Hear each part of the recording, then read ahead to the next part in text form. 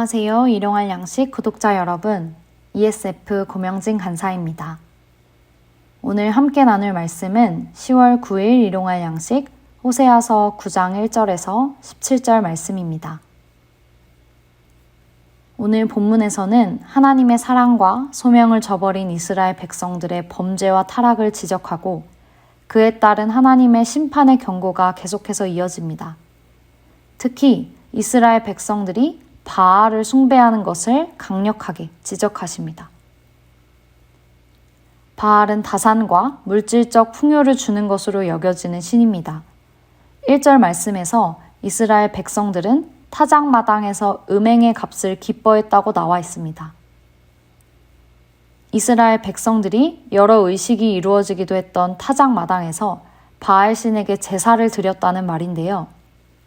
그 제사의 과정에서 이스라엘 백성들은 창기들과 몸을 섞기도 하고 술에 취해 쾌락을 즐겼으며 바알신이 자신들에게 풍요를 가져다 주기를 빌었습니다. 물질적 풍요를 바라면서 자신의 몸도 마음도 그것에 팔아버린 것을 하나님께서는 음행의 값이라고 하십니다. 세번역으로는 이스라엘 백성들이 창녀의 몸값을 받으며 좋아하고 있다고 나와 있습니다. 창녀는 자신의 몸과 마음의 순결함을 팔아서 값을 얻습니다. 무엇을 값으로 받더라도 그것은 내어놓은 것에 비해 참으로 값싸고 보잘것없는 것이지 않을까요?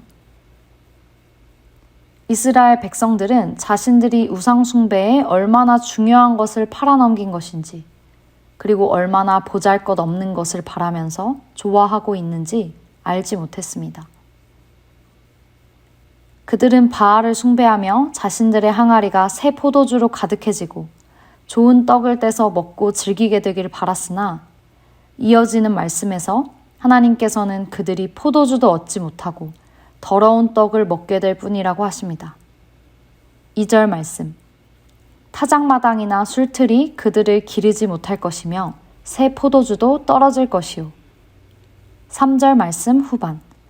에브라임은 애굽으로 다시 가고 아수르에서 더러운 것을 먹을 것이니라. 에브라임은 북이스라엘을 말합니다. 이스라엘은 기대했던 물질적 풍요를 얻지 못하고 오히려 가난하고 황폐해질 것입니다. 과거 애굽에서 하나님께서 건져주심으로 노예 생활에서 벗어날 수 있었던 이스라엘은 다시 아수르에서 비참한 생활을 하게 될 것입니다. 또한 하나님께서는 이스라엘의 태를 끊고 자녀를 낳지 못하게 하실 것이며 낳은 자녀도 없애버리실 것이라고 말씀하십니다. 이것은 대를 잇고 자녀를 낳는 것이 큰 축복이었던 당시에 정말 크고 강력한 심판이라고 할 수 있습니다. 이스라엘은 다산과 물질적 풍요를 바라며 자신의 몸과 마음을 팔았으나 결국 그 무엇도 얻지 못할 것이며 바알을 숭배했던 것으로부터 철저히 배신당할 것입니다. 무엇을 바라며 어떤 것을 숭배하든 모두 하나님 아래에 있기 때문입니다. 그리고 그때서야 깨닫게 될 것입니다. 자신들이 하나님이 아니라 바알을 섬긴 것이 얼마나 잘못되고 헛된 것이었는지. 우리를 기르시고 우리를 살게 하시며 우리에게 필요한 가장 좋은 것들을 주시는 분은 바알이 아니라 하나님이십니다. 우리가 몸과 마음을 내어놓아야 할 대상은 바알이 아니라 하나님이십니다. 우리는 물질적 풍요와 안정을 쫓아서 그것에 우리를 얼마나 바치고 있습니까? 7절 말씀 후반. 선지자가 어리석었고 신에 감동하는 자가 미쳤나니 이는 네 죄악이 많고 원한이 큼이라. 죄악된 이스라엘 백성들은 하나님의 뜻을 전하는 선지자들을 오히려 어리석다고 여겼으며 하나님께 감동되어 살아가는 것을 미친 것이라고 생각했습니다.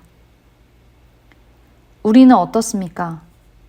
세상의 기준과 물질적 풍요를 쫓아서 그것에 우리의 몸과 마음과 시간과 물질을 쓰는 것은 지혜롭고 현명하다고 말하면서 우리에게 하나님께 돌아오라고 말하는 자들과 하나님의 기준으로 살아가는 자들은 그저 세상 물정 모르는 답답한 자로 여기고 있진 않습니까?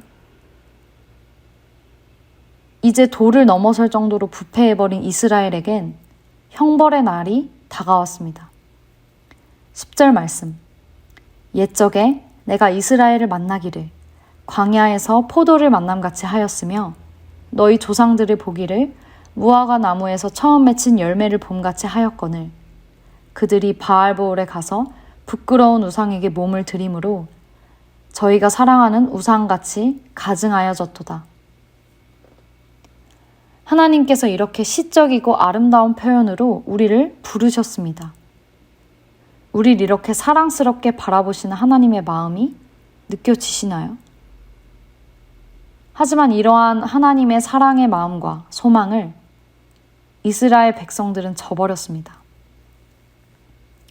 15절 말씀 후반. 내가 거기에서 그들을 미워하였노라. 그들의 행위가 악함으로 내 집에서 그들을 쫓아내고 다시는 사랑하지 아니하리라.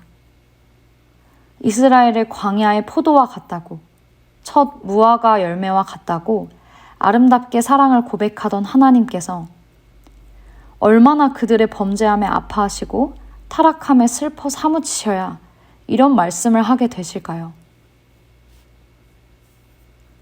우린 이런 하나님의 사랑도 소망도 저버린 채 우리를 절대 채워줄 수 없는 다른 것들을 쫓고 있진 않습니까?